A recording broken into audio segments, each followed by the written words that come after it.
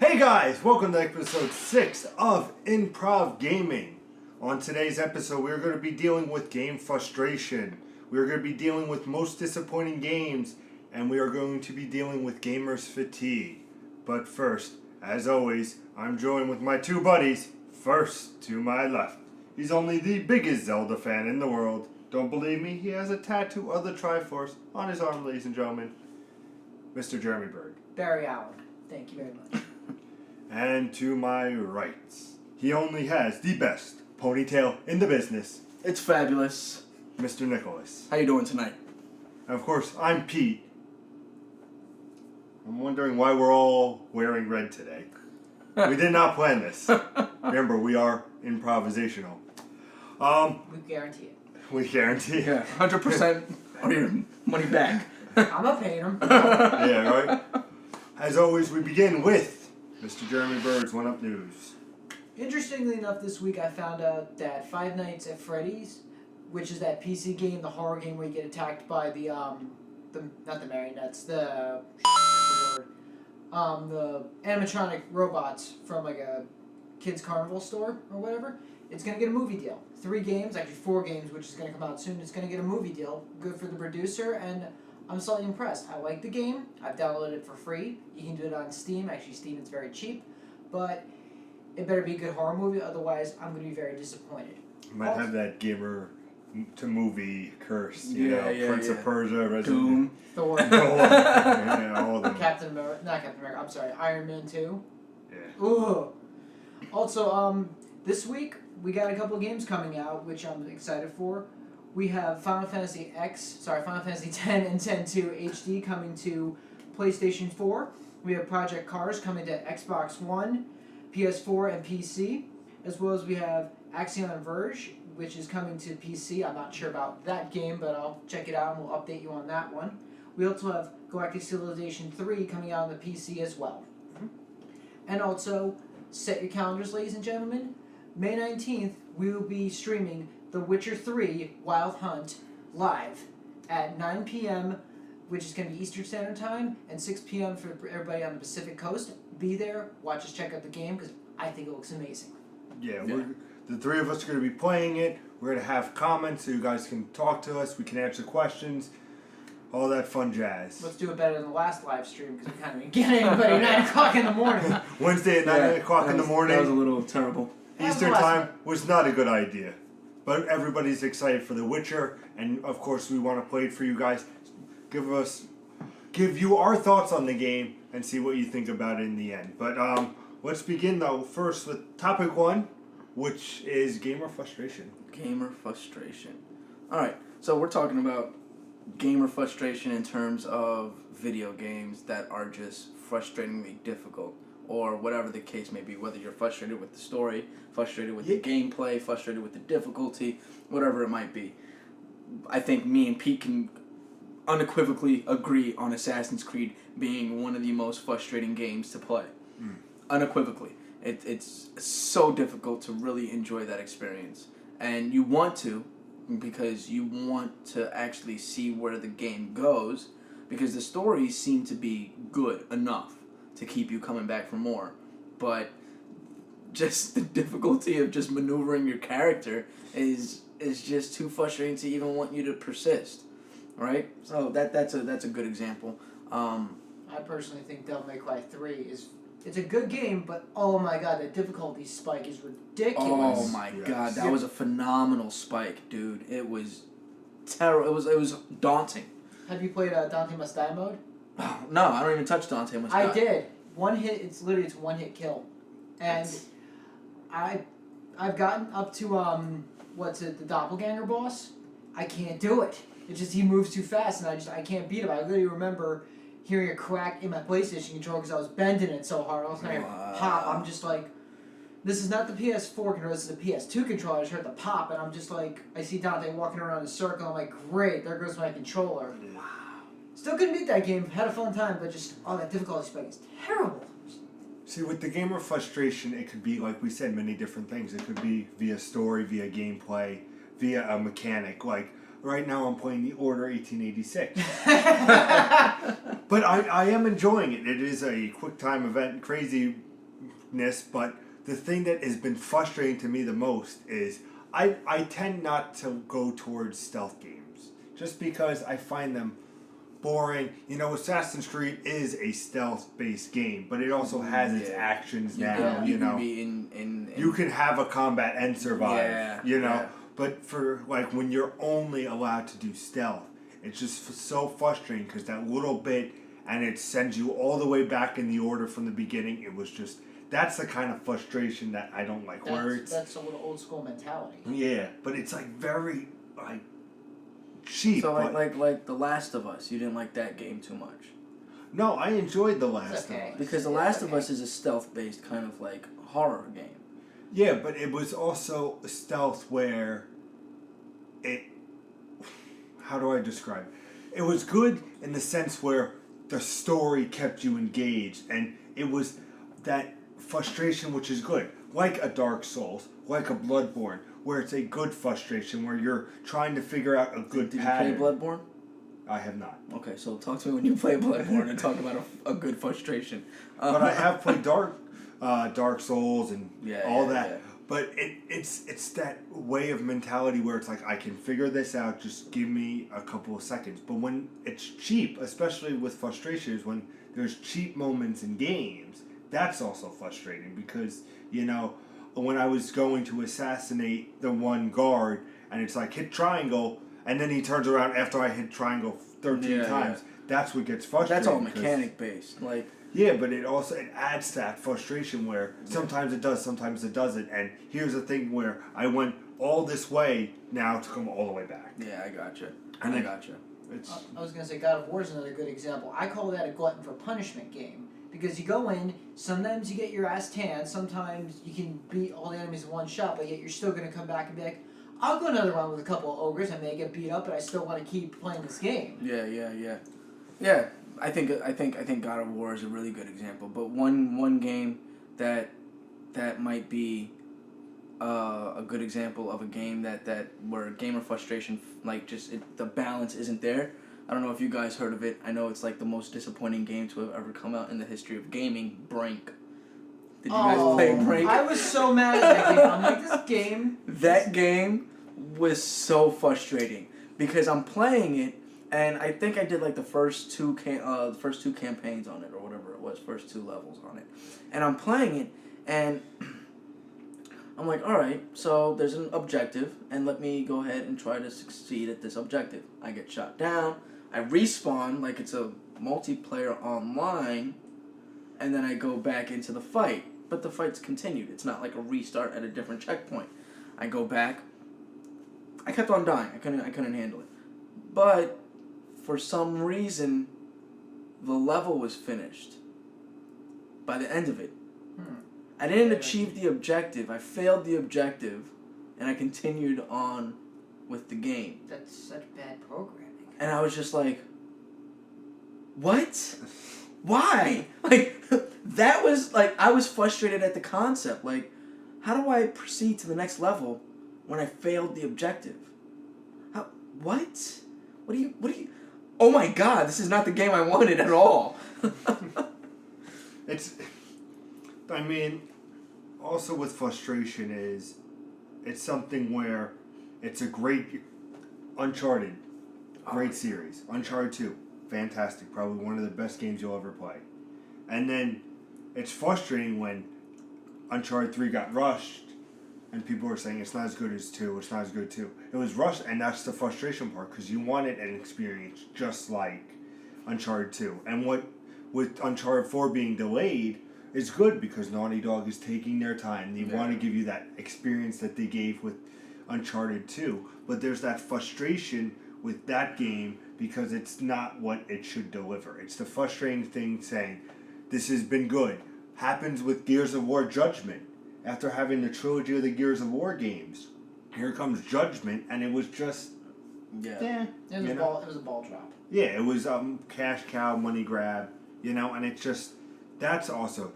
The topic of game frustration could be many things, whether it be gameplay, like we said, story and everything. What I feel like, every game has frustration. It's just depending on what the frustration takes away from the experience. Whether You know, whether it be a hard boss that is just so cheap that, like Shao Kahn in Mortal Kombat 9. That's actually what I was thinking. Or what about something like that big flop that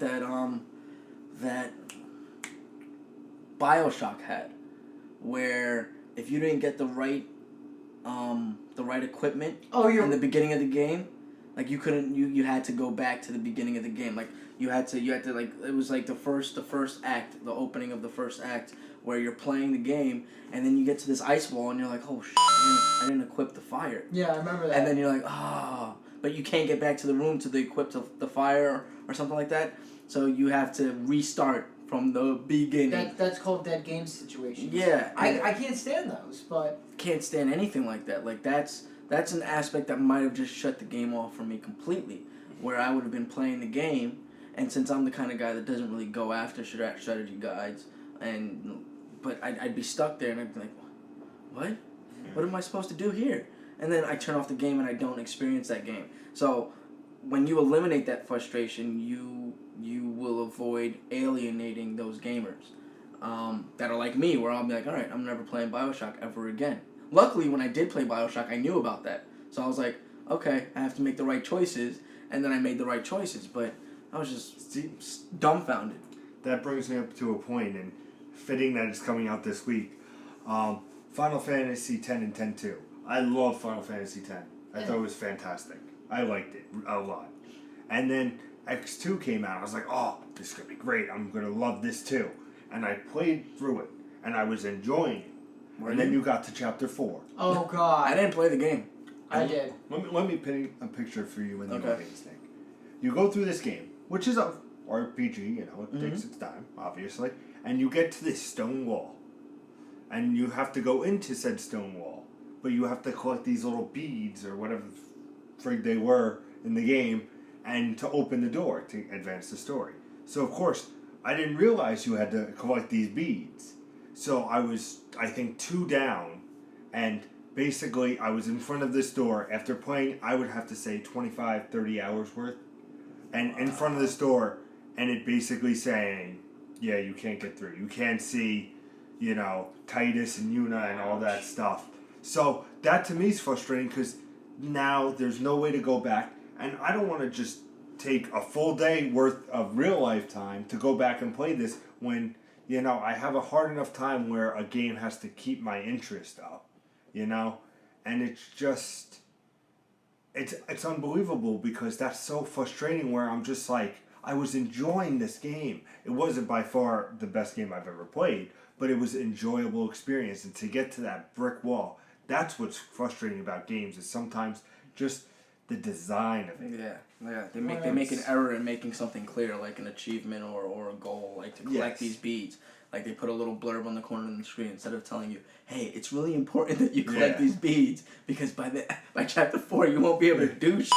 Yeah, exactly. I can give you 2 examples. One was the Tears of Light from Skyward Sword. I love Zelda games, but that goal to literally go the entire game, get every last one of the Tears of Light just to get to the final bosses in the game. It's like you're jumping through loops of fire just to get them. Like, instead of it being a straight line, it's like, here's the straight path to the end, but if you get to the end and you don't have the Tears of Light, you can't move forward. So you have to go back, go these backwards ass ways just to find them, and when you get them, you're just like, was it worth the frustration for that boss? Maybe. But here's what I call frustration through stupidity. Halo 3, when you go into the flood world, I didn't realize you should stock up on your ammo. I remember I get dropped in the flood world, and I have like 30 shotgun shells, 2 clips of a pistol, and like 4 grenades. I go in to save Cortana, and I run out of ammo, and I'm just like, oh, fuck. What am I supposed to do now? 18 tries later, I beat down every single flood with the shotgun just to save Cortana. And that should have been an achievement, because that was the dumbest / most frustrating thing I've ever done. It took me 4.5 hours just to beat that one level, and I didn't want to have to restart the game and go restock up my ammo. But I was just like, I could have saved myself so much frustration without being that stupid. Did you ever play Singularity? Yes. Yes. Do you remember that scene where you get those interdimensional demons or whatever they are, where they disappear on your screen, but they're really going to another dimension and then they pop back? Yes. Yeah. Like, that was such a difficult scene for me to play, and it was like the beginning of the game, and I had no abilities except for a pistol or a rifle of some type, and they're zapping in and out, and I was like, why isn't this like a boss battle? Why is this just like just, oh yeah, by the way, interdimensional beings that you can't really fight, that you have to wait for them to like come at you. You legitimately have to wait for them to like want to attack you before you can start shooting them. That was a frustrating scene for me where I was just like, why would you do this? Why won't you die? Why would you do this? I cannot shoot you when you're invisible. I can see you. I can see the outline of the creature, but then I have to wait for them to want to attack, so that then they come out of the other dimension and they start like rushing me like a psychopath, and that's the only opportunity I have to kill them because I don't have the interdimensional glove thing. I could have used that 4 hours ago. Well, did you enjoy Singularity? Yeah, I did enjoy it, but it was one of those things where it was like that's another thing. Like, there's specific scenes in every game that get me to the point where I'm like, that's it, I'm putting the controller down, and then I go, no, I have to do this. Yeah, I I can take a break, but all right, let's do this again. And that was one of those scenes, but it was a scene where like I stopped playing the game for like a good week or two, and then I got back into it, and I was like, you know what, let me see what's going on, and let me see if I can try to kill these guys. And I did. I got through it, so it was what it was. I was gonna ask you real quick. Have you played Cruel Melee in Smash Bros. Wii U? No. Oh my god, heavy. They're like little. I think their Mii's are little wire creatures about this big. They're heavy. They're strong, and literally each attack takes about 25%.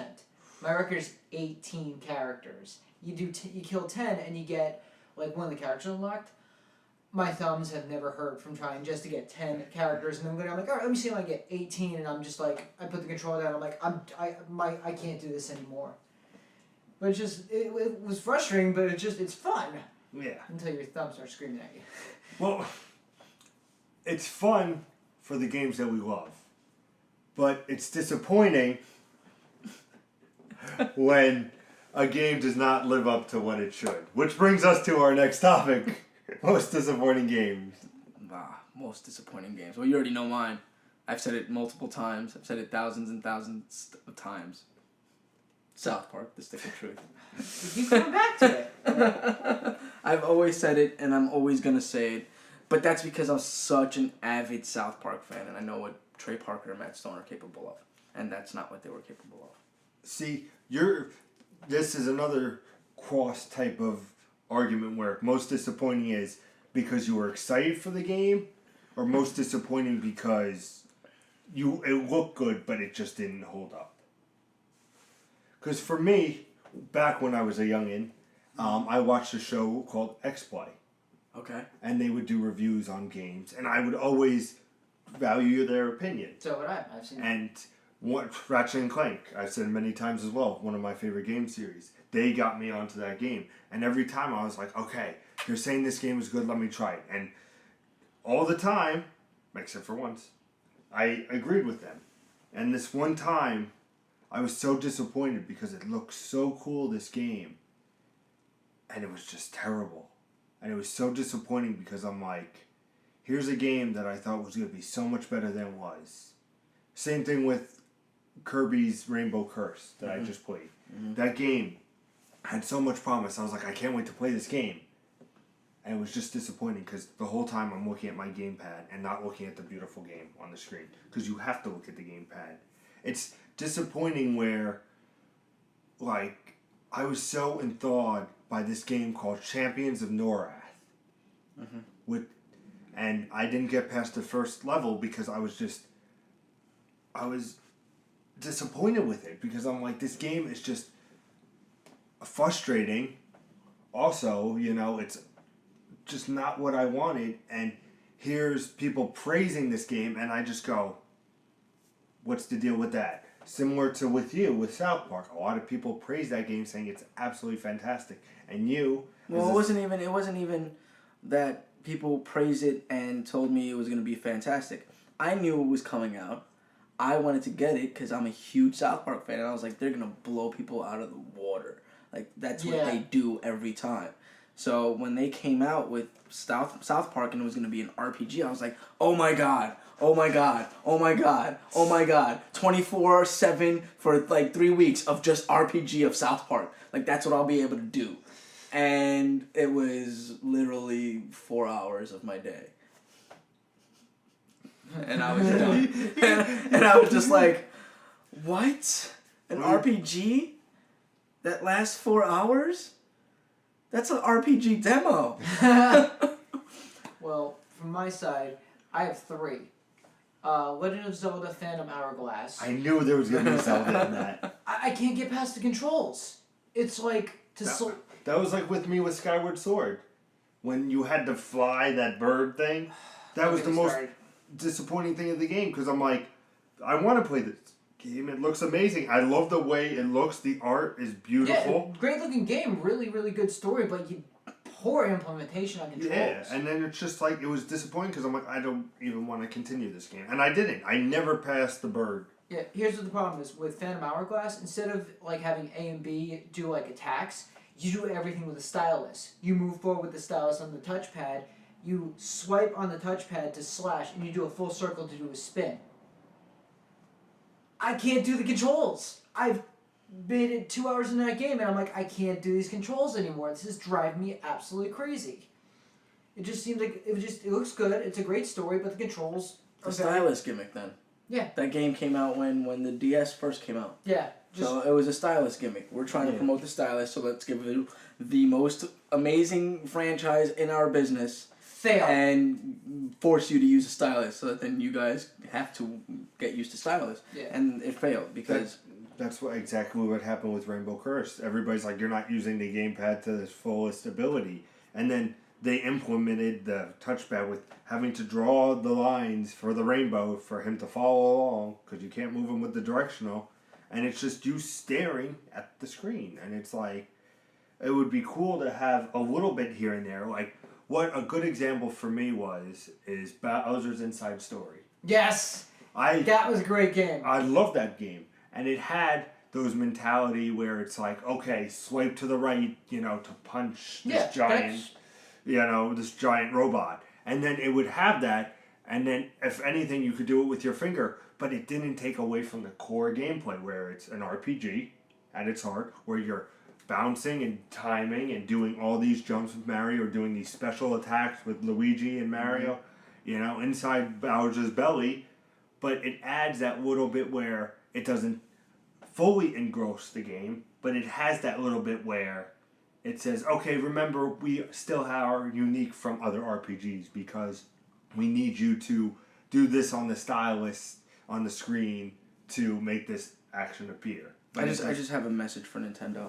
As an artist, I want you guys to understand that non-artists don't sit there and draw like this, looking at the screen. It's not going to happen when you give a gamer something that they have to draw on a pad in front of them. They're looking here to draw because they're not used to the idea of drawing here but looking at a screen. Yeah. It's not going to happen. You're not going to get gamers to do it, so stop it. Yep. Please. I agree, because what I was saying about... I love when he uses props. What I was saying about Phantom Hourglass, it was like your map was on the top screen and everything was on the touch screen, and that's where I was having problems, because I'm like, it's always flipped the other way, but it's just poor game design can be very disappointing to me. 2 was Mario Party 10. Yes, I've spoken about this before. What's the goal of Mario Party? Get as many stars as possible, get as many coins as possible, over everybody until you win the game. This new one, you're collecting star bits, and who has the most star bits? You collect star bits, and you get to the end of a checkerboard, like playing a friggin' board game. That's how it was for Island Tour for the 3DS. That's why I didn't like that game either. Because literally, I love the original Mario parties because you just go in, and like I said, you steal stars, you steal coins, and you be a jerk to everybody you can in that game, and it ends a lot of friendships, but it's a lot of fun. I started playing Bowser Party, and I'm just like, great. So you're telling me, it's my team, we have to get to the end, and every time Bowser catches up to us, I lose star bits, and once they're out, that's it, dead game. Nintendo, I'm going to give you my personal message. If the formula works, don't change it. If it ain't broke, don't fix it. Well, then, why another Call of Duty? Well, they're idiots. So. I'm just, it's a formula that works. They're not fixing it. They've already This worked out the kinks. This is Nintendo and Call of Duty. But. Yeah, but the formula works. They're not fixing it. They're not working out any kinks in the system because, I'm sorry, but as much as I hate franchise games that come out every year, Call of Duty is well built. Yeah, it is. It is a very well built system. And it's phenomenally well done in terms of gameplay, functionality. Story might be lacking, but Call of Duty comes out every year, and they don't change anything, but they can still generate revenue. Yeah. So one niche in the market. if you're telling Nintendo not to fix it, but then you're hating on Call of Duty because it's the same thing every year. Well, call me a hypocrite. Smartass. All right, and last but not least was Splatterhouse for the 360. Slaughterhouse? Splatterhouse. Oh, Splatterhouse. Yeah, I played the original on the I'm going back now, the TurboGrafx 16 and on the Genesis, which had 2 and 3, and then they revamped the system for 360, all 3D graphics, just all out, they went over the top, gore, massacring monsters, whatever. And the problem was I found out that it had a lot of game development issues, it started in one location and then moved to another, and the game just glitches on you constantly. I've had audio problems, I've had, without having certain certain enemies to load, doors don't open and the game, locks up. I got to the final boss, I'm doing well, and I knocked the boss halfway across the screen, and literally, he's coming at me for the big final strike, and then my character got like this. And literally, I'm just seeing the arm not move, and I'm like, come on. I'm like, don't do this to me, don't do this to me, don't do this to me.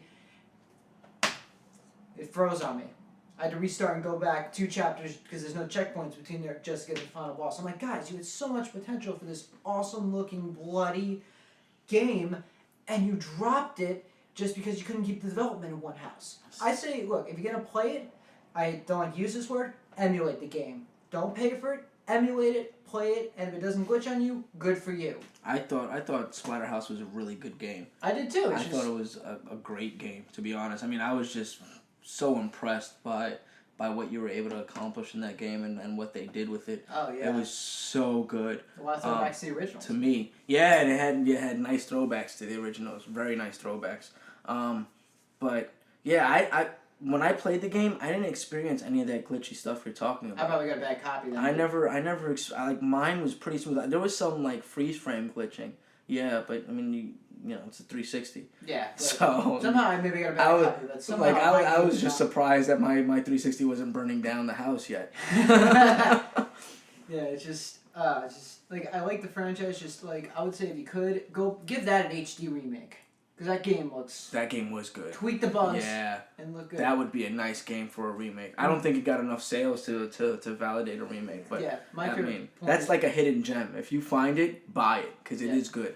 My favorite point about that game is literally when you kill one of the monsters, because they have instead of Quicktime Events, they have if you grab a monster a certain way, you can twist the head off. You can do it. This is the first game we've ever seen where instead of ripping arms off, you rip the whole torso off. Yes. You're it's I'm trying to remember. It's in your game you take the arms. In our game we take the whole fucking torso with us and literally just rips it up and just throws it right on the ground. And I'm just blood splatters, just amazing. That's the one where if you get a room extremely bloody, you can start to absorb the blood to regenerate yourself. Yes. That was awesome. The whole emphasis, Pete, on this game. Have you played it? No. The whole emphasis on this game was to get the room that you were in as bloody as possible. Yeah, massacre everything. Just destroy everything. Get blood and gore everywhere. That way, at the end of the fight, you could just suck up all the blood because the mask you're wearing needs the blood. My other favorite thing was when I used to rip arms off and just start beating. I need a weapon. All right, here we go. That was the cool thing about it too, where you can just Anything rip limbs off and use it as a weapon. That was awesome. Yeah. I think I ripped somebody's head off and threw it at them. Yes. I grabbed that and used to just beat people with them. I definitely have to check this. Yeah, you got it. It's so over the top, and it's so over the top, and it's so stereotypical '90s action. Yep. Or '80s action, where it was just what? This is so bad, but it's so good. Quick synopsis: you're a nerdy little guy who got the hottest girl on your college campus. You get invited to this doctor's house or whatever, and the doctor kidnaps your girl. He leaves you to die bleeding on the floor, and then basically this mask, the terror mask, the terror mask finds you and says, "I can help you. you put the mask on, you're becoming a hulking, like 300-pound ripped guy rocking jean shorts, a chain wallet, and a pair of sneakers, and that skull mask, and you were just like the unstoppable killing machine. Yeah, it's like And it's got a great soundtrack too. Yeah, it's like Jason Voorhees on steroids. Yep. And without a shirt. And can move faster. A lot faster. Yep. Well, that clearly is not a disappointment for either of you, John. No, that wasn't. No. That It's wasn't. just I got that copy. You never just I had that See, copy. the other most disappointing thing I remembered that I was very upset with was Ratchet and Clank, obviously, favorite game series. They came out with All for One, which was this co-op one. And I was hesitant, but I'm like, let me check it out. And it was just so disappointing. It was not that Ratchet and Clank experience I'm known for. And it gave me that moment where I'm just like, starting to fall out and get a little bit fatigued. And, where I don't know where I'm going with this. Do you know, Nick? I know exactly where you're going with this. Topic 3, and the last topic for today's episode is about gamers' fatigue. Somebody just buy him a Segway so I'll stop these things. Not having P-ways this time like they did last time. Gamer fatigue. Fatigue. Basically, I looked it up. He asked me to do the research. Nick did. Basically, it's like our generation have gotten to the point where they just don't, correct me if I'm wrong, they just don't want to play video games anymore. It's like they're just tired of playing them and they're like, oh, it's not a big thing in my life anymore. It's just, oh, video games, that looks cool. New console? Whatever. See, it's not even that to...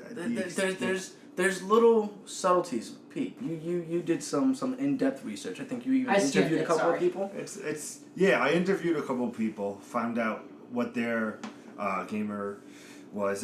But it ends up being that gamer fatigue is basically where you love playing games and you've loved it your whole life, but then it doesn't, like, you see these games on your shelves and just you don't want to play any of them, and it's just you're looking at to what game to play, and then after 10-20 minutes you just get frustrated and you go on your computer and watch a movie. It ends up being, I was interviewing one kid named Joe who said that he would be playing like this Far Cry 4, and then he got the DLC, the Yeti DLC, but he never finished the original game because he was playing something else. And then he went back to play the Yeti and he restarted. And then after an hour of playing the DLC or the Yeti, he stopped playing. He said it was good, he was enjoying it, but then he just stopped. And then that's all that there is. My feeling is gamers fatigue is when there's so many options out there, you don't know what to do. I think it's more deeply ingrained than that. I think what it is that we've become so numb to the entertainment that's around us is that games aren't providing the same amount of entertainment that they used to. There used to be a time when Hollywood couldn't give you the same graphics and their digital effects as video games. Yep. Right? There used to be a time where Hollywood couldn't get you as immersed in a movie like Hulk as a video game could. Now we see this phenomenon where the video games don't look as good as the movies. Yeah. They don't perform as well as the movies. I can't pick up Iron Man 2 as a video game and think I'm going to enjoy it. Well, you can't because that game sucks. But even Spider-Man 2, the Amazing Spider-Man, I cannot pick up a game that is related to a movie and ever think that I'm going to enjoy it. I can't. So the moment that I go to see a movie and they come out with Fast and Furious 7, the video game, I'm not buying it. Because I already know it's going to suck. Because of the stigma that comes with games based on movies. But what I was saying is I think this fatigue is coming from just a lack of immersion, lack of enjoyment for something like that. Plus, how many people have played terrible games?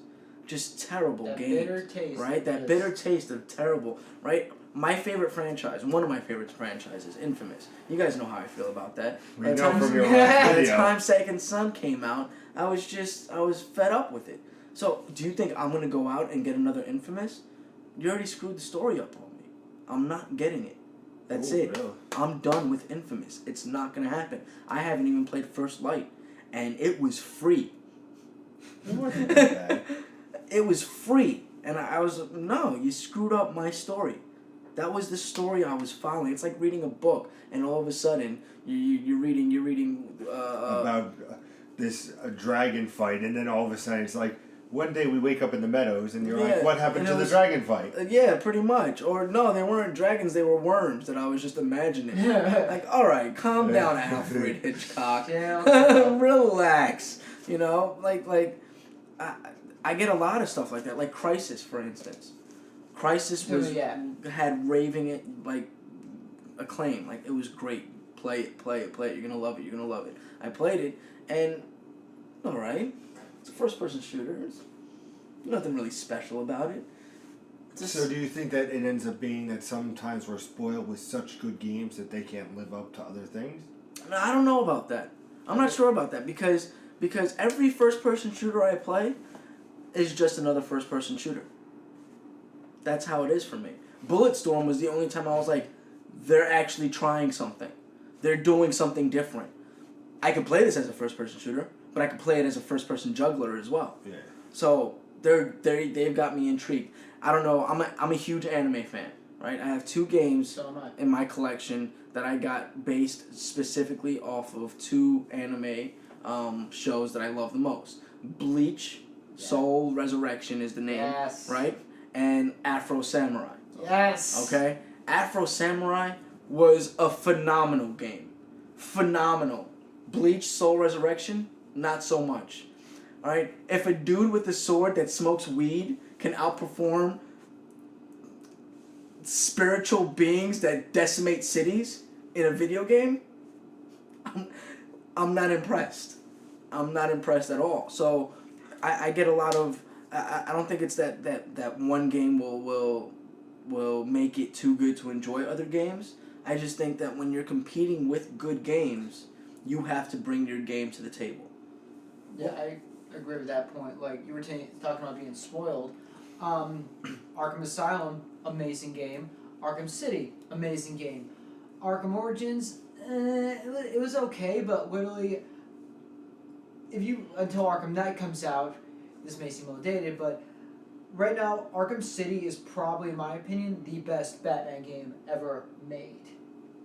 Until Arkham Knight comes out, because that game looks untouchable. Mm-hmm. But you are Batman, you have all the classic characters. Robin shows up, you play as Catwoman, you can do the different costumes, which is really amazing.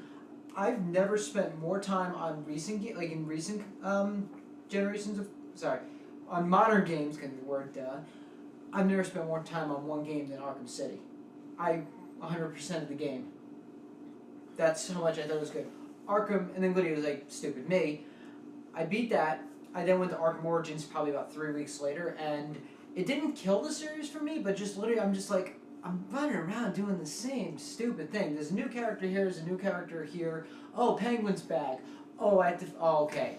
Deathstroke did almost kill that game for me. Because Deathstroke was a pain in the ass to me. I loved that fight. I died on purpose just to have that fight 15 times.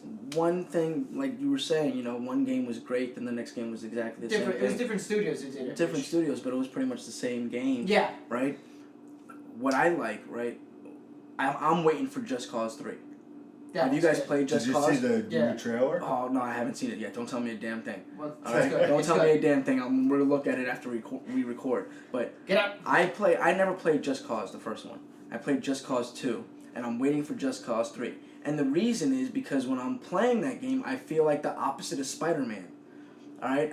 I've got a parachute, and I can use my grappling hook to fly across the city. Literally. Alright, so my fast travel is an active pursuit of doing something different. Which is... Who would have thought of that? Yeah. Like, who would have freaking imagined, hey, use a parachute, then swing yourself with your grappling hook. Oh, by the way, you can attach it to passing by cars and just parasail on a car. What? That is epic. That's amazing. How it didn't come out earlier, I don't know. But now we're getting Just Cause 3, and I'm anxious to see that game. Mind you, the story was complete garbage. Yep. The story was garbage. It was nothing. I don't even remember the story. I just remember there was a guy with a scorpion tattoo, called himself Scorpio or something like that, and he wanted to kill drug lords or something along those lines. And I'm just like, I don't care. I'm swinging around in the air with a grappling hook and a parachute. That's all I need. That's all I need to enjoy my. I spent a good hour just traversing the city with the grappling hook and the parachute open. I was like, all right, I need to get to the highest point in this game, jump off, fling my parachute, and see how far I can go using the grappling hook. And that's what I did, pretty much for like a good hour, 2 hours of the game, instead of playing the game. Then I played the game and beat it. That's kind of what I did with Prototype. Prototype is like you get this new power. I got all the powers, and I just ran around the city like a madman. I literally created a game inside of a game. I'll pick up a pedestrian, throw him as far as I can, run full speed and try to catch him before he hits the ground. Pedestrian football. Like, literally, I was just like, can I get him? Yes! But just, like, simple stuff like that. Like, I thought it was a good game, but that is just fun gameplay going around. Then I got the second one, and I'm like, where's Alex Mercer? What? Said that last time. Infamous 2 was a good game because you got to experiment with something new. So I think if you have a new idea and you put it out there and it's something that's genuinely good, because I feel like we've suddenly in gaming strayed away from this new fast travel method, right? You had Infamous 2 where he could skate on wires. Yeah. You had Alex Mercer that could traverse buildings like he was running up them, right? You had who else? You had that was around the same time. You had Assassin's Creed where he had the hook, the hook blade that he can slide down, right? And then you had Just Cause 2, which is like the reverse Spider-Man. So you had all this fast travel stuff that was being developed so that then you can get around better, get around quicker, but in fun and interesting ways. And now it seems like they've like blown out, like the fire has just died on it. Sunset Overdrive, you can do that. Yeah. But Sunset Overdrive, I consider that more of a skateboard game. Yeah, so because you grind on rails and stuff, but I was trying to think it was along the same lines. It's a skateboard game. That's like a Tony Hawk with the melee involved. Melee with guns. As long as you don't have that stupid skateboard from Ride. Oh my god, worst controller ever. I don't care. Worst controller ever. So anyway, gamer's fatigue. Whoops, I got Well, okay. No, let me give you my personal experience. Is I had gamer's fatigue for a little bit, and I realized that here's how, for me, how I corrected it, and I do it to this day. So many games come out, and at the time I was playing a game, and I was going in, and then about midway I was like, you know what, I want to try this other game that just came out, and I started playing that game, and then I was like, oh. And I beat it. And then something else came out. And I was like, I have to play this now. And then I played that a little bit. But now the game I really want to come out. And then all these games, they get halfway done. And that's all that you have left. And here's my shelf of 5 games that I'm midway through, which I haven't played in months. So the story's starting to blur.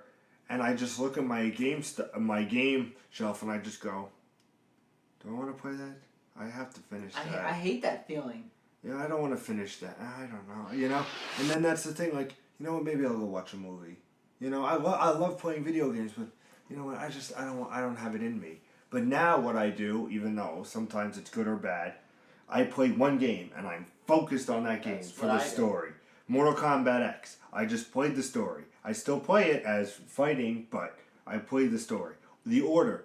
I have such a backlog of games, guys, you wouldn't even believe. I'm still wanting to get back to Dying Light. I want to get to Valiant Hearts. Halo 2, I've never actually played. And I want to get to all these games, but I know if I say, even now, while playing The Order, I was like, let me just dive into the beginning of Halo 2. Let me just see. I know that right there, I'll lose The Order, and then I won't want to come back, and then it will be that thing of saying, I'll come back to it again. And then when there's nothing coming out, you're just looking and be like, I really don't want to play these games. It's the same stuff, until that big game comes out for the year where you're just like, all right.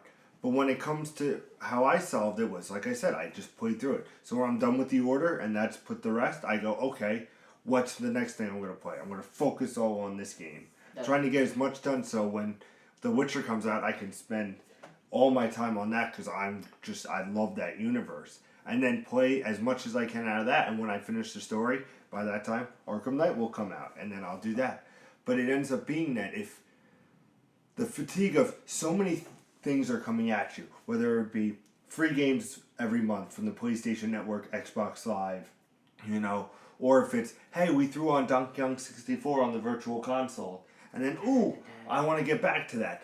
All these things are thrown at you. Oh, the new DLC for Destiny just came out, but I'm playing Bloodborne.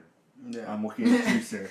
You know, and then you're just like, oh, you know, when we play this Destiny, and then lo and behold, Bloodborne sitting there, like it's been sitting there for you. Yeah. You know, and it's just, you look and you're like, ah, you know, I should play that. You know, I really enjoyed it. Because my buddy who played Far Cry enjoyed it, and he was having a blast, but then so many different things come, and then it's him just being like, I'll get to it, and it's that fatigue of, he loves being a gamer, and we all love being gamers. It's something we're passionate about. We wouldn't be doing this show for you guys if we weren't passionate about the games, and that's the bottom line. What do you think we do during the week? We actually sit down and play games. You know, besides our normal jobs. Yeah. But it gets overwhelming sometimes when all this content is coming towards you, and you're just like, I've always said, with me having full time and everything, and all of us, there's not enough time in the day, and I see that now, where you want to watch your favorite shows on television. You want to keep up with your other favorite YouTube channels besides us. Guilty. You know, you want to be able to read a nice book from your favorite author that just came out. You want to be able to spend time with your friends, spend time with your girlfriends, your wives, you know? You want to do these things, but it's... And your families. And your families. Yes. Yeah. They're important too. But there's not enough time, and when you want to just relax, and then you sit down and you look at these games and go, man, what... I want to play these, but, you know... I don't have it in me. I don't have it in me. I'm tired, you know. Oh, I'll get to it, you know. Even if you have a little bit time of a game left, you can have an hour left, and that hour could never be played. Yeah. And it's just... That's what happened to me with the first Uncharted. I had an hour left. I was at the end of the game. You know, where the Nazi zombies start coming through the hallway, and you're going through all this cavernous hallways, and these Nazi zombies are coming at you. I just put down the controller, and I didn't play it for like 2-3 years. And then I went back to it, and I was like, you gotta be kidding me. There was a half an hour left in this game? Are you kidding me? No! But you don't... It's just sometimes you're worn out from everything you do, and it's nothing against the game. It's just your daily lives and the fatigue of saying, you know, I love this, but I just don't have the time, or it's... I just have too many games in limbo right now. I have too many games. I've got 5 games sitting right there for the PS4. In my library right now, I can already spot maybe 3 or 4 games off the top of my head that I haven't finished. PS3 games. I said that, right? Yeah. Okay. Yeah. And then my Xbox 360, I don't even touch. It's just a giant paperweight. But for me, it's the Wii U. It's all... I have all these consoles, and I want to play each thing, but it ends up being... Guys, the order's been out since February. I'm just getting to it now. Dying Light, which I've been wanting to play, and I can't wait to stream for everybody, you know? But it's just sitting, still wrapped up, still in its plastic, because I have no reason to open it. My buddy, who was excited to play Assassin's Creed Unity, still has it in the plastic from so long ago. I said, bro, he's like, I'm thinking about trading it in. I was like, dude, you'll get $12 from it for GameStop, but it's... Play the game. Play the damn It's game. just... It's the time, you know? It's the time. It's all these different things in your life, and it's not on the developer's fault. I feel like no, it's not a developer's fault. I feel like even if I had the time to play the games, I would still be stuck in a slump of what should I do? Should I play this game? Should I play that game? Should I play this game? Should I play that game? Yeah. Or should I just watch a YouTube video? Should I veg out on the couch watching The Punisher? Should I just not do anything? Like, I would sleep. Yeah, should I catch up on some sleep? There's something at the core of this that I want to get to, but I don't know what it is. And it can't be the developers, because the games are all different. They're all bringing something to the table, right? It can't be the graphics, because they're improving. Yeah. Right? It's gorgeous. Some of these games. Dying Light, gorgeous. They're all gorgeous. I mean, even Assassin's Creed Unity felt gorgeous to me compared to Assassin's Creed 3. Sometimes I'm like, wait, I'm out of the cutscene. I didn't even know it was just that seamless. It was just that seamless, and I mean, it can't be the mechanics because by this time, things have gotten fixed to the point where if you're buying an Assassin's Creed game, you know you're gonna have a problem jumping around. So deal with it. Yeah. So what is it that's creating this fatigue within us that we just don't want to play the games like we used to? What is it that's burning out? You can't say we get older and we get more responsibilities because we'll No. always find time to play games. That's Plus, the thing. you know, I'm the most immature person on the planet. We all are. so You should more see what happened off responsibilities. We can give them a preview. Oh.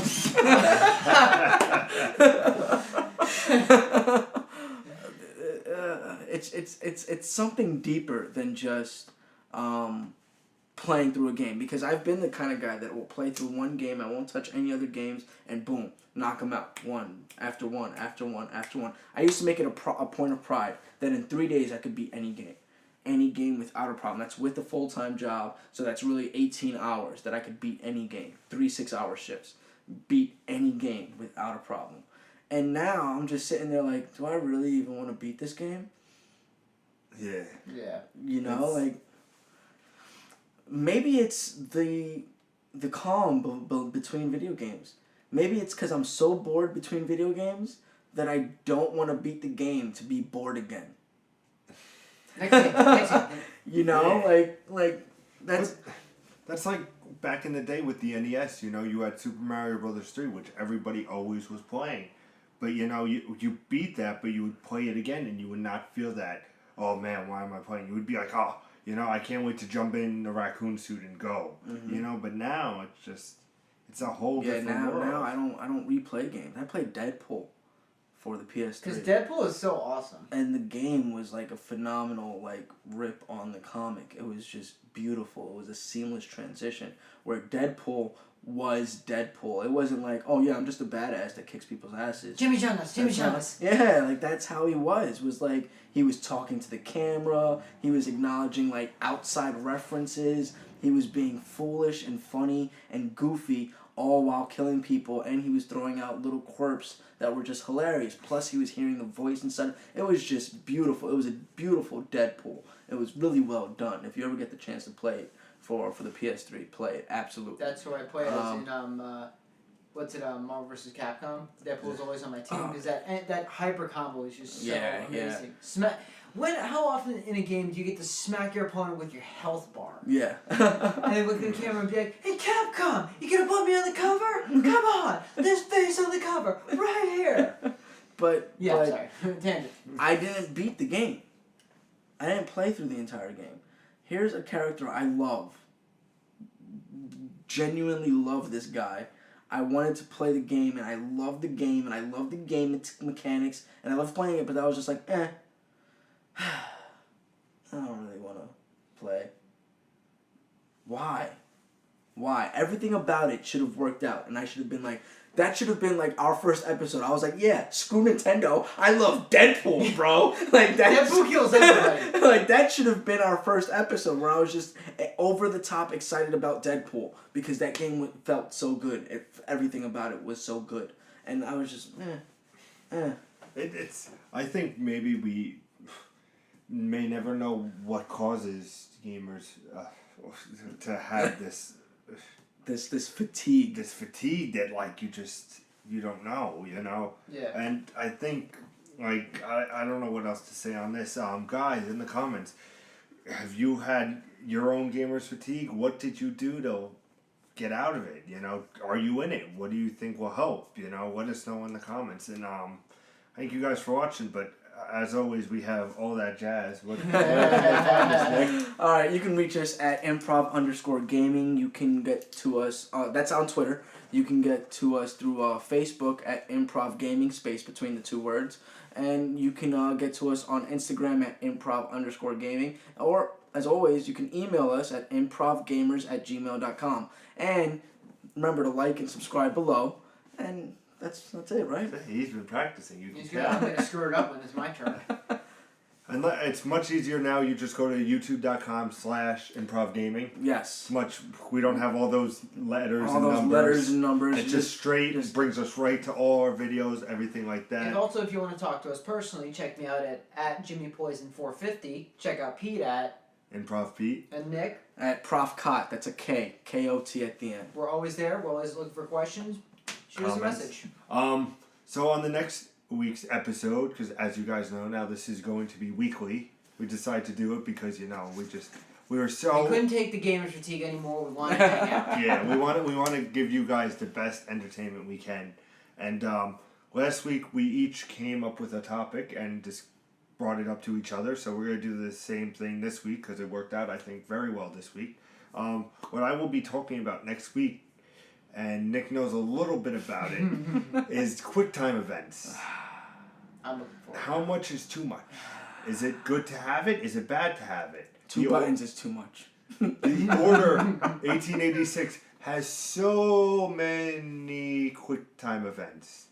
And for me being Next week. Next week, sir. Jeremy, what would be your topic? Personally, I can't wait for this one. Our guilty pleasures in video games.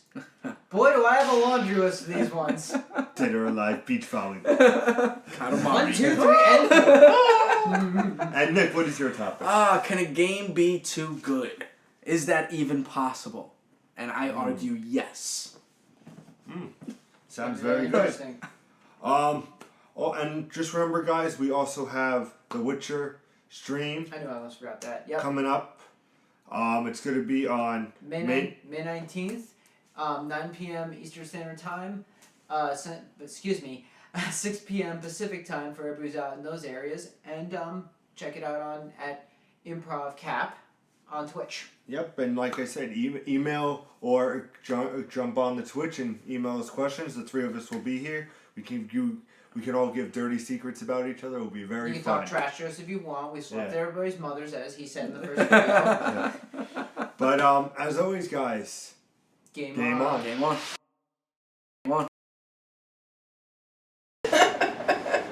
May 19th. Put that thing away. What time will we